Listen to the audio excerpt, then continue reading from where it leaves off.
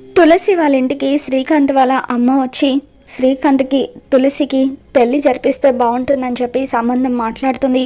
దాంతో తులసి తల్లిదండ్రులు ఇద్దరు కూడా ఆ పెళ్లికి ఒప్పుకుంటారు. ఆ తర్వాత లక్ష్మి తులసి పేరు మీద పూజ చేయించడం కోసం అని చెప్పి గుడికి వస్తుంది.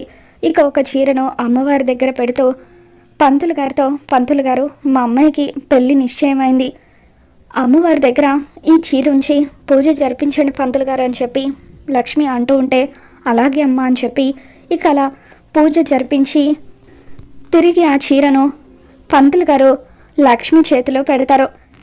లక్ష్మి పంతులు గారు ఇచ్చిన ఆ చీరను తీసుకొని ఇంటికి బయలుదేరి వస్తూ ఉంటుంది. ఇక అప్పుడే సిద్ధు కూడా గుడికి వస్తాడు.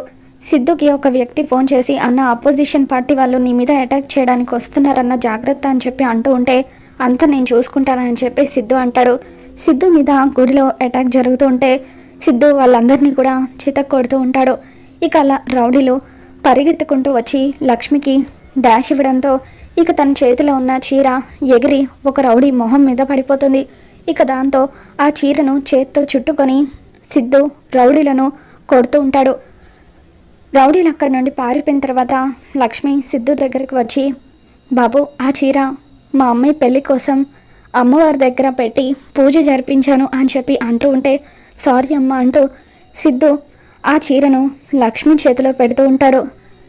మరి సిద్ధు కూడా తులసిని ప్రేమిస్తూ ఉంటాడు. మరి తులసి పెళ్ళి శ్రీకాంత్తో జరుగుతుందా లేదంటే సిద్ధుతో జరుగుతుందా, ఏం జరగబోతుందో మళ్ళీ మన ఛానల్లో తెలుసుకుందాం. ఈ వీడియో మీకు నచ్చినట్లయితే లైక్ చేయండి.